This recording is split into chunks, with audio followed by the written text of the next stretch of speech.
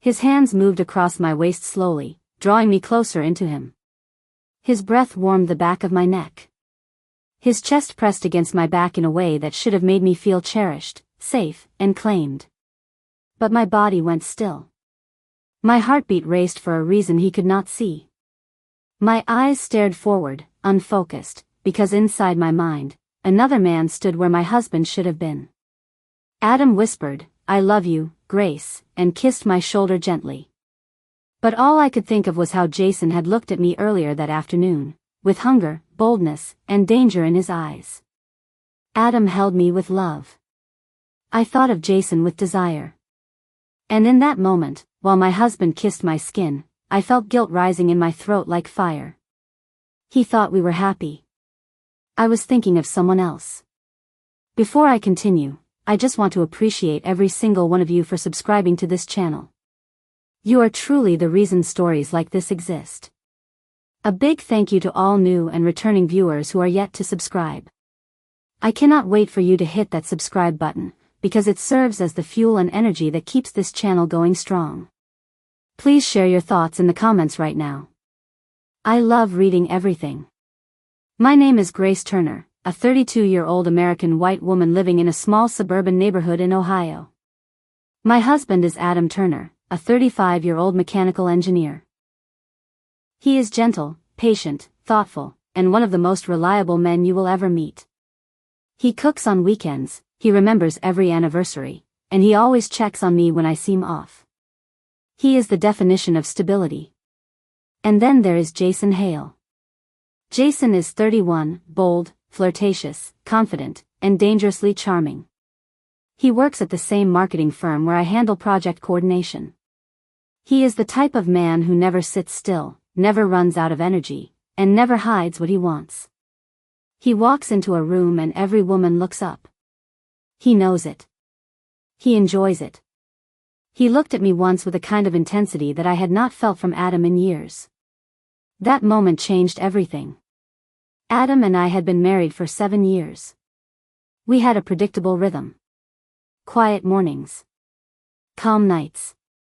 Movie Fridays. Weekend grocery runs. It was not passion. It was not fire. It was comfort. I should have appreciated it more. I should have held on to it closer. But comfort is a dangerous thing. When it grows too deep, it becomes invisible. It becomes routine. It becomes background noise instead of the melody. Adam kissed me goodnight every evening. But somewhere along the line, I stopped feeling the spark from his lips. Not because he changed. But because I changed. And I hated that truth. The day everything shifted began like any other workday. I was at my desk, reviewing campaign notes, typing furiously with cold coffee beside me.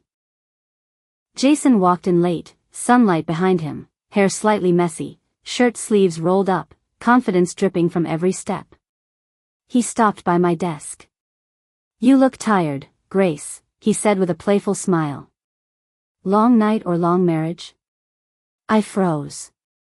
No one talked to me like that. Not directly. Not boldly. I laughed nervously. He leaned a little closer. "I am joking," he said, "unless you want to tell me the real answer." His eyes held mine in a way that felt too intimate for a workplace. I looked away quickly, but my heart betrayed me. It skipped. It reacted. It remembered something I had forgotten about myself. That I was still a woman who wanted to feel wanted. That evening, Adam made lasagna, his specialty. He placed the plate in front of me with a proud smile. "For my favorite girl." I smiled back automatically. It was not fake. It was just soft. Faint. Distant. He sat across from me and told me about work, about a funny colleague, about a project he was excited about. I nodded along, but my mind replayed Jason leaning in close, teasing me, noticing me. When Adam reached his hand across the table to hold mine, I pulled back slightly and pretended to adjust my napkin. His eyes dimmed for a split second. A small, quiet hurt. One I noticed, but ignored. That was the first moment Adam felt me drifting. And the first moment I felt guilty. But not enough to stop. 2 weeks later, Jason approached me during lunch break. "Grace, let me show you the new rooftop lounge near the office. I think you will love the view." The way he said it felt like more than an invitation. It felt like a dare. A challenge. A test of a boundary I should have protected. I should have said no. I should have walked away. I should have chosen my marriage. Instead, I followed him. The rooftop was quiet, shaded by tall buildings, and washed in golden sunlight. Jason stood beside me, leaning on the railing. The city stretched below us. His shoulder brushed mine. Not aggressively. Just a soft, slow touch that lingered long enough to weaken my knees. "You deserve excitement, Grace," he said. "I can see it in your eyes." My heart pounded. My breath caught. My guilt scratched inside my chest. "Your husband seems like a good guy," he continued, shrugging casually, "but good guys forget to make their wives feel alive sometimes." I should have left. I should have turned and walked back inside. But instead, I listened. I let the feeling sit in my chest like heat spreading through my skin. He looked at me. Not the way Adam looked at me. Not with comfort. Not with familiarity. But with hunger. And the worst part was that I felt myself wanting it. 3 days later, Adam and I attended a small neighborhood gathering. He introduced me to new neighbors, poured me wine, and held my hand proudly. But when he looked at me with his soft brown eyes, I felt nothing but guilt. Deep guilt. Because earlier that afternoon, Jason had stopped by my desk and whispered, "I thought about you last night." That sentence lived in my head all evening. So when Adam wrapped his arm around my waist at the gathering, I stiffened. He felt it instantly. His hand hesitated for a second. "Grace, you okay?" His voice was gentle. Concerned. Affectionate.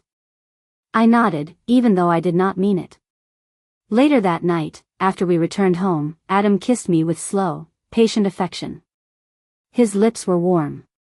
His touch was familiar. But while he kissed me, I thought of Jason. And the guilt was so sharp that I pulled away abruptly. My breath shook. My voice cracked. My heart felt trapped between two worlds. Adam froze. The look on his face. Confusion. Concern. A small flicker of fear. Because he felt the shift. He felt the difference. He felt the truth, even if he did not know it yet. He thought we were happy. I was thinking of someone else. The next morning at work, before I could even settle into my desk, Jason approached me. He looked into my eyes with bold intention and said, "You are not fighting this anymore, Grace." I felt my breath catch. He leaned a little closer, voice low and confident. "Meet me after work. No excuses." My heart raced. My guilt raged. My marriage trembled. And in that moment, Jason smiled. The kind of smile that pulls a woman into danger willingly. I did not answer him. But my silence was not a refusal. It was permission. The decision I made that evening did not happen with fireworks. It did not happen with a dramatic moment or a bold declaration. It happened in silence. In the space between fear and desire. In the quiet guilt that pressed against my ribs as I changed into fresh clothes after work and moved toward the parking lot with trembling hands. Jason was waiting beside his motorcycle, leaning against it like he owned the world. He wore a gray fitted shirt, sleeves folded up, jawline sharp in the fading sunlight. His eyes held that same bold intensity that had pulled me toward him since the first day he looked at me with too much interest.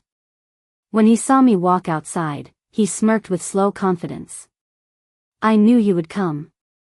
I swallowed hard. I should have said no. I should have told him I could not do this. I should have thought of Adam. Instead, I walked closer. Jason lifted his hand and pushed a strand of hair behind my ear. The gesture was fearless, intimate, and far too familiar for a man who was not my husband. "You look nervous," he said softly. "I should not be here," I whispered. "But you are," he replied. He stepped closer, and I felt his presence surround me, warm and dangerous. He smelled like cedar and sweat, and something inside me reacted instantly, weakly, foolishly. "Where are we going?" I asked. His smirk deepened. "Somewhere quiet." Those words lit a spark in my stomach that felt equal parts fear and desire. Jason climbed on his motorcycle and handed me a helmet. "Come with me, Grace." I stood there for a moment, breathing unevenly. Everything inside me screamed that this was the line. Once crossed, there was no return. But my hands still lifted. My fingers wrapped around the helmet. My legs moved toward the bike. And I climbed on. The engine roared to life, vibrating beneath me. Jason's back pressed against my chest as he leaned forward to accelerate. Instinctively, my arms wrapped around him, and the closeness sent a shock through my entire body. As we rode through the quiet Colorado streets, the wind hit my face like cold needles.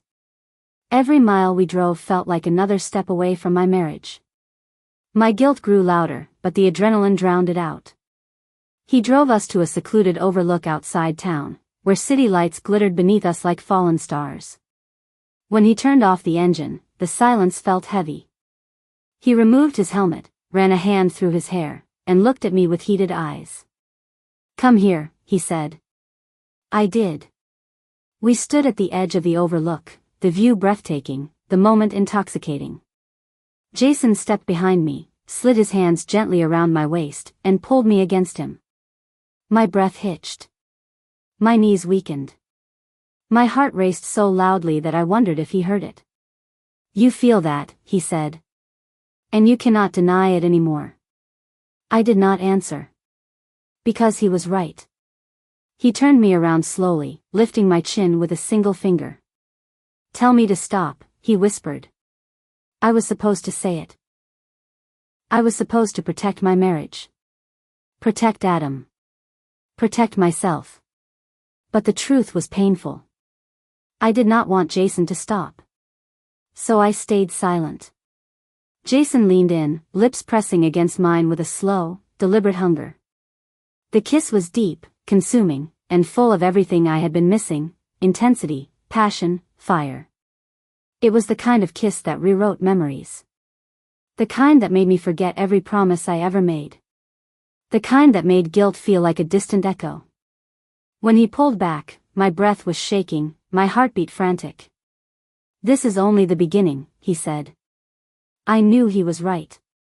And that terrified me. After that night, everything changed. Jason and I began meeting after work in places no one would recognize: quiet parking lots, dim rooftop lounges, his apartment on the edge of downtown. He touched me boldly. He kissed me like he wanted to claim every piece of me. He held me with an intensity that felt dangerous and addictive. Meanwhile, Adam became more affectionate. More hopeful. More attentive. It felt like the cruelest irony. I would come home after being with Jason and see Adam sitting on the couch, waiting for me with a smile, or stirring pasta sauce in the kitchen. "Honey, I missed you," he would say. He kissed my cheek gently. And every time he touched me, I felt guilt rising in my throat like poison. But I hid it well. Too well. I woke up next to a man who loved me, while thinking about the man who was destroying me. One evening, Adam suggested we go out for dinner at our favorite Italian restaurant. I dressed up in a navy blue dress, fixed my hair, and forced a smile. But inside, guilt gnawed at my insides. Because Jason had kissed me in his office earlier that day, his hands lingering on my waist, his mouth trailing dangerously close to my neck before he whispered, "You think about me even when you are with him." The truth? I did. At the restaurant, Adam watched me closely. "You seem far away lately," he said. I looked down at my plate. I could not meet his eyes. I am fine. His soft smile wavered. You used to talk to me more. Laugh more. Touch me more. I swallowed hard. I am just stressed. He reached across the table and touched my hand. His fingers were warm, steady, familiar. Grace, you can tell me anything. The lie perched on my tongue like a thorn. But I spoke it anyway. I am fine. Really? Adam nodded slowly, but his eyes told the truth. He did not believe me. He was trying so hard to hold on to me. And I was slipping through his fingers like water. Jason grew bold. Too bold. He would text me at midnight. He would call me during lunch breaks. He would linger around my desk longer than necessary. One afternoon, he cornered me in the supply room. His voice was low, dangerous. I do not like sharing you. My eyes widened. What do you mean by that? He smirked, brushing a finger along my jaw. I want more. I want you to stop pretending in front of him. Fear rippled through me, not the kind that makes you run, but the kind that makes your hands tremble. Jason, I cannot do this, I whispered. He stepped closer. You already are. For the first time. I saw the obsession behind his charm. The selfishness behind his desire. The intention behind his confidence. He did not want me. He wanted control. And I had handed him the keys. Everything fell apart on a Thursday. I came home late from Jason's apartment. My hair was messy from the wind. My lipstick was faded. My blouse carried a faint scent that did not belong to my husband. Adam was sitting on the couch, staring at his phone with a blank expression. Grace, he said quietly, your phone has been ringing all evening. My heart dropped into my stomach.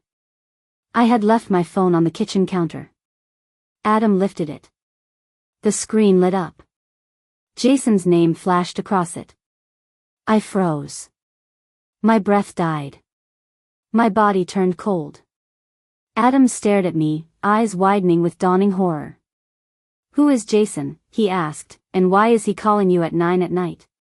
My chest tightened. My vision blurred. My guilt finally reached the surface. Adam stood up slowly. His voice cracked. Grace, tell me the truth. My legs trembled. Because the second life I had been living was no longer a secret. Adam stood in the center of the living room, holding my phone as if it were a weapon pointed at his heart. His eyes, usually warm and gentle, were wide with devastation. He looked like a man who had just witnessed the collapse of everything he believed in. The ringing stopped. Silence filled the room. Heavy. Thick. Dangerous. Grace, he said, voice trembling, answer me. Who is Jason, and why is he calling you at this hour? My knees weakened. My throat tightened. My guilt pressed against my chest like a heavy stone. I opened my mouth, but my voice could not come out. Adam took a slow step toward me, the phone still glowing in his hand. Please, he whispered, do not lie to me. I am begging you. His voice broke on the last word. I felt my heart shatter. Not because of what he said, but because of what I had done. I lowered my head. I am sorry, I whispered. Adam inhaled sharply, as if my words punched the air out of his lungs. Sorry for what? He asked. Sorry for being late? Sorry for forgetting your phone? Or sorry for something else? His eyes glistened. He already knew. He was begging me to deny it. To tell him he was wrong. To save the last piece of hope he was holding on to. But the truth was no longer something I could hide behind excuses. I should have told you, I said softly. Adam took another step back, as if my words physically pushed him. He stared at me with disbelief and pain. You, and this Jason, are you? He paused, unable to finish the sentence. My silence filled the blank. Adam closed his eyes. and a single tear slid down his cheek. When Adam opened his eyes again, the softness was gone. His voice held a quiet pain that cut deeper than anger ever could. "How long, Grace?" I swallowed. My voice shook. "A few weeks." He laughed. A broken, disbelieving laugh that sounded like a man choking on betrayal. "A few weeks," he repeated. "You were thinking about him while I held you. While I kissed you. While I made dinner for you. While I told you that I loved you." I covered my face with my hands as tears poured down. "I never wanted to hurt you," I cried. "But you did," he said. "You hurt me more than anyone has ever hurt me." He sat down slowly on the couch, his elbows on his knees, hands shaking violently. "What does he have that I do not?" he asked quietly. "What did he give you that I could not?" The question stabbed me from the inside. "It was not about that," I said. "It was about me." I felt invisible. I felt dull. I felt like I had become a shadow in my own life. He made me feel seen. Adam stared at the floor for a long time. Then he spoke with a voice so small it barely reached me. "So you destroyed us because someone made you feel interesting?" The shame in my chest burned like fire. He stood from the couch and walked toward the window. "I thought we were happy, Grace," he said. "I thought we were building something real. I planned a vacation for us. I was saving for a second honeymoon. I wanted a child with you. I wanted a life with you." He turned around slowly, pain twisting across his face.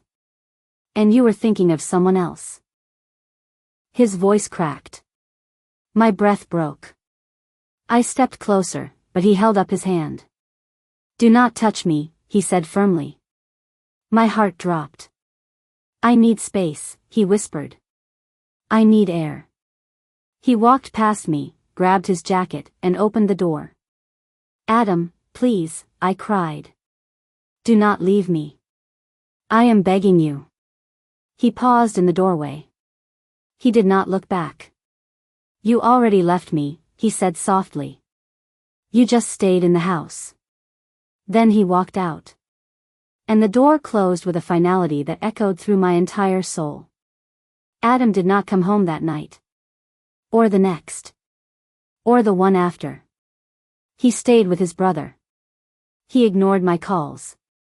He answered my texts with one word, "Okay, busy, later." I broke down every night, crying into the pillows, clutching the blankets he used to pull over me. I walked through the house like a ghost. Every room reminded me of what I had destroyed. The kitchen, where he laughed while cooking pasta. The couch, where he used to cuddle me during movie nights. Our bed, where he held me with love I no longer deserved. My guilt was a living thing, crawling through every corner of my mind. Jason texted me twice. "Are you okay?" And, "Come see me." I deleted both messages without responding. Then I blocked his number.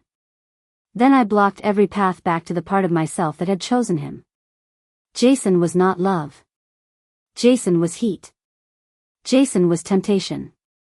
Jason was the spark that burned down everything I loved. I wanted Adam back. But I had no idea if he wanted me. On the fourth night, the front door opened quietly. Adam walked in slowly, holding a small duffel bag. His shoulders were slumped. His eyes were tired and red. His steps were heavy. I stood up from the couch immediately, wiping my face. "Adam." He set the bag down and looked at me. Not with hope. Not with anger. But with a sadness I could not read. "We need to talk," he said. We sat across from each other, knees almost touching. My hands twisted together in my lap. "I spoke to my brother," he said.